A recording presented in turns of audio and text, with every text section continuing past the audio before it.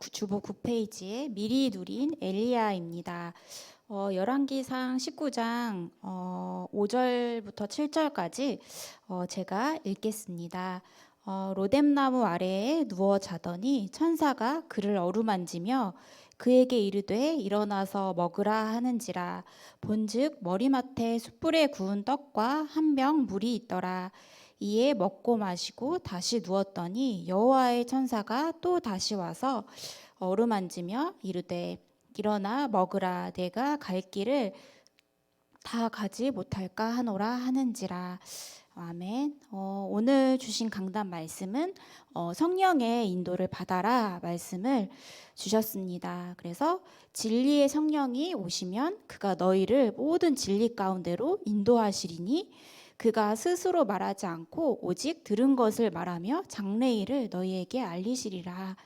그 말씀인데요. 보혜사 성령은 우리를 위해서 변호하시는 변호자, 또 중보자, 위로자, 상담자이십니다. 그래서 예수 그리스도를 영접하는 그 순간부터 하나님 자녀가 되고 또 이제 성령께서 우리 안에 내주하시고 세밀하게 인도하시고 역사하십니다. 그래서 보혜사 성령께서 우리와 날마다 동행하셔서 우리를 세밀하게 인도해 주십니다. 그래서 제가 깨달은 말씀은 성경 인도 받는 것은 말씀의 흐름을 따라가는 것이고 말씀의 흐름 속에서 기도의 비밀을 누리는 것이 성령의 인도를 받는 것이다.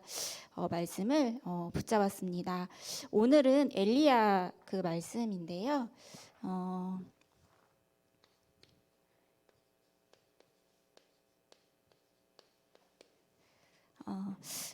엘리야가 이 우상 숭배의 위험과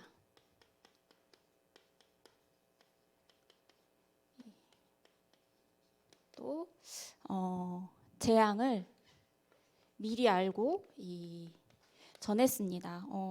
그 당시 왕이었던 그 아합 왕과 이세벨에게 딱 전달하는데요. 이 아합 왕은 이 성경에 보시면 이전의 모든 사람 왕들보다 여호와 보시기에 이 악을 행하였다. 왜냐하면 바알, 아세라상 그 우상 숭배를 크게 짓고 또 이 이스라엘 백성들을 재앙 가운데 몰고 갔습니다. 그래서 이 열왕기상 17장 30절에서 33절 보시면 이전 왕들보다 하나님 여호와를 노하시게 했다.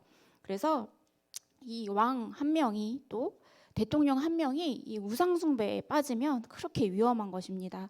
그래서 이 엘리야가 우상 숭배에 딱 빠지게 되니까 이 우상 숭배의 영향이 이 재앙이 우상 숭배를 하면 반드시 위험과 재앙이 따르는데요. 이것이 그 왕 한 명 때문에 이 이스라엘 백성들에게 전달이 됩니다. 그래서 3년 동안 가뭄을 겪는데, 그래서 우리가 이 나라를 놓고 기도해야 하는 게 우리 그 자녀들과 렘넌트들이 앞으로 살아가야 할 날이 많잖아요. 근데 이제 이 왕 한 명, 이 대통령 한 명 때문에 이 우상 숭배와 딱 재앙이 딱 들이닥치게 되고 또 이 자녀들이 위험 가운데에 거하게 되기 때문에 나라를 두고 기도하라. 그래서 이 우상 숭배 속에 있는 아합 왕 때문에 이제 이 가뭄이 딱 들어오게 됩니다. 이 가뭄 속에서 많은 사람들이 고통을 당할 수밖에 없었죠. 그래서 17장 1절 보시면 엘리야가 아합 왕에게 이렇게 말을 합니다. 수년 동안 비도 이슬도 있지 아니할 것이다. 그래서 북이스라엘에 완전히 가뭄이 들이닥치고 이 백성들이 고통을 받게 됩니다. 그래서 이 딱 가뭄을 예언한 후에 하나님께서 엘리야를 그 이방 땅 사르밧으로 이 피신을 시키게 되는데, 이 우리가 잘 아는 이 사르밧 여인이 이곳에서 나오죠. 그래서 하나님께서 이 과부를 미리 예비하십니다. 그래서 하나님께서 내가 그곳 과부에게 명령하여 내게 음식을 주게 하였느니라. 하나님이 세밀하게 만남도 인도하시죠. 그래서 성령 인도 받는 것은 하나님의 말씀을 우리가 따라가는 것입니다. 거기서 이 사르밧 과부 집에서 3년 넘게 거하면서 있었는데, 이 어느 날 이제 아이가 사르밧 과부의 아이가 죽은 거예요. 근데 엘리야가 집중 기도 속에서 이 아이를 딱 살렸습니다. 그래서 죽었던 아이를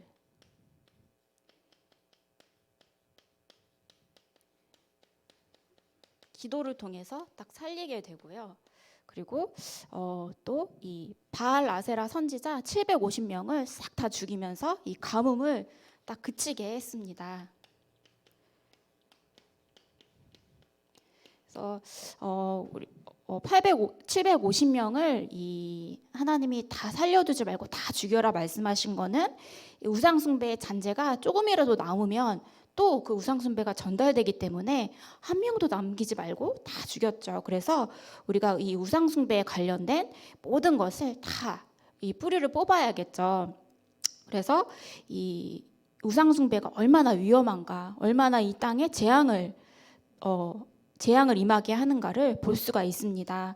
그래서 이 복음 가진 렘넌트들이 각 현장에 정치, 경제, 사회에 딱 들어갈 때 이 하나님 나라의 빛이 딱 임하고 또 그리스도 예수의 복음이 딱 전달이 되게 되면서 이 정말 이 재앙이 무너지고 하나님 나라가 임하게 됩니다. 그것을 우리 렘넌트들이 해야 되겠죠.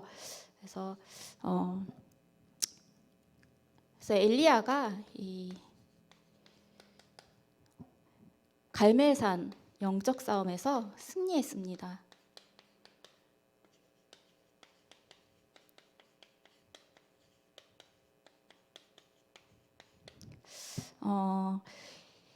이 영적 싸움에 승리할 수 있었던 배경에는 그 제자 오바댜는 선지자 100명을 굴에 숨기고 떡과 물을 먹인 이 사람인데 오바댜를 통해서 이 아하방을 만날 수 있도록 이 부탁을 했죠. 그래서 중요한 역할을 오바댜가 하는데 이 생을 걸고 이 아하방과 이 엘리야를 만나게 했습니다. 그래서 곳곳에 중요한 제자들이 많이 있었습니다. 그래서 이 거짓 선지자들과 영적인 싸움을 싸우게 되는데 여기서 이제 완전히 승리하게 됩니다. 그래서 전부 다 소멸시켜요. 이 750명의 바알 아세라 숭배자들을 선지자들을 전부 다 죽입니다. 그래서 열왕기상 18장 40절 보시면 하나도 도망하지 못하게 하라 전부 다 죽입니다. 그래서 우상 숭배는 작은 것도 남기지 말아야겠죠. 그래서 이 엘리야가 이제 750명을 다 죽인 후에 이때 이제 아하방의 그 부인인 이세벨이 이 엘리야를 막 죽이려고 하니까 엘리야가 이때 도망을 가게 됩니다. 그래서 어디로 도망가냐면 이제 로뎀나무, 광야에 있는 로뎀나무로 도망을 가는데 이때 하나님의 중요한 언약을 딱 받게 됩니다. 그래서 이 광야길로 가서 이 엘리야가 딱 로뎀나무 밑에서 이제 힘이 다 빠져서 이제 이 로뎀나무 밑에 앉아 있는데 막 750명을 죽였던 그 엘리야의 모습이 아니라 나를 죽여달라, 내가 내 조상들보다 낫지 못하다, 완전히 영적인 힘이 빠져서 불신앙하고 비교의식하고 원망하는 그 모습을 보게 돼요. 그래서 이 로뎀나무에서 이 엘리야가 딱 이 잠이 딱 드는데 천사가 딱 어루만지면서 떡과 물을 마시게 합니다. 그래서 이 새 힘을 딱 하나님께서 천사를 통해서 주십니다. 그래서 이때 이 천사를 통한 이 떡과 물을 마신 후에 이 40주 40야를 걸어서 이 호렙산에 이릅니다. 그래서 이 굴에 딱 머물게 돼요. 엘리야가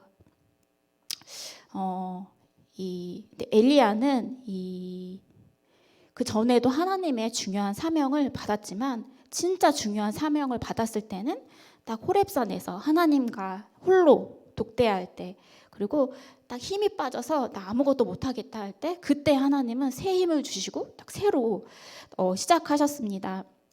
그래서 이 엘리야가 하나님이 왜 너 여기 왜 있니? 라고 물어보니까 이 선지자들 다 죽고 하나님 나만 남았습니다. 그리고 내가 하나님 앞에 열심으로 유별했는데 내가 지금 혼자 남았다. 이 하나님 앞에 이렇게 말하는 거죠. 근데 하나님께서는 이 새로운 언약을 딱 주셨습니다. 이 7천 제자가 남겨져 있다. 그리고 이것을 확인을 엘리야에게 시켜주셨죠. 그리고 엘리사를 선지자로 세워라. 말씀을 주셨는데, 오늘 본문에서도 이 성령인도 받으면 우리가 영적인 힘을 얻고 세 가지 집중할 것이 있다. 그래서 이 하나님의 것을 우리가 내 것으로 이렇게 우리가 만들어야겠습니다. 하나님이 주시는 새 힘을 나의 것으로 우리가 붙잡아야겠습니다. 이 속에 있으면 정말 중요한 하나님의 계획이 보이게 됩니다. 그래서 하나님의 계획 속에 있게 되죠. 이때 하나님의 이 절대 계획, 하나님은 이 엘리사를 세우는 절대 계획을 갖고 계셨습니다. 그래서 정말 우리가 하나님 앞에 홀로 집중할 때 하나님은 정확한 CBDIP를 우리에게 주십니다. 이 엘리야가 이 750명의 선지자들을 막 다 죽이고 그리고 그 죽었던 아이도 막 다 살려요. 그러니까 이게 전 세계에 딱 소문이 났겠죠. 막 대단한 일을 막 하는데 결국에는 힘이 빠집니다. 근데 다시 하나님께서 새 힘을 주시고 다시 새로운 언약을 주세요. 그래서 정말 우리가 묵상하는 그 시간, 하나님과 홀로 대면하는 그 시간, 그래서 우리가 기도의 비밀을 날마다 누려야겠습니다. 우리가 말씀을 붙잡고 기도할 때 반드시 성령의 인도를 받는다. 성령께서 역사하신다. 그래서 이 결론으로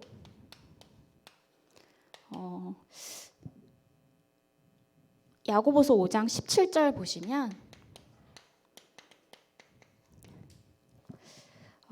엘리야는 우리와 성정에 같은 사람이오되 그가 비가 오지 않기를 간절히 기도한즉 3년 6개월 동안 땅에 비가 오지 아니하였다.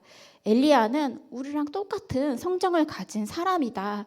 이 엘리야가 정말 특별한 사람이어서 이렇게 기도 응답을 받고 이 가뭄 들게 하고 가뭄을 멈추게 한 것이 아니라 우리랑 똑같은 성정을 가진 사람인데 하나님의 자녀는 기도 응답에 비밀이 있다. 그래서 우리도 똑같이 기도하면 이 축복을 누릴 수가 있습니다. 그래서 두 번째는 왕상 19장 12절 보시면 19장 11절에서 12절 보시면 크고 강한 바람이 산을 가르고 바위를 부수고 또 지진 가운데 불 가운데 큰 막 엄청난 역사가 일어날 때는 하나님께서 계시지 않았는데 불 이후에 세미한 소리가 있더라.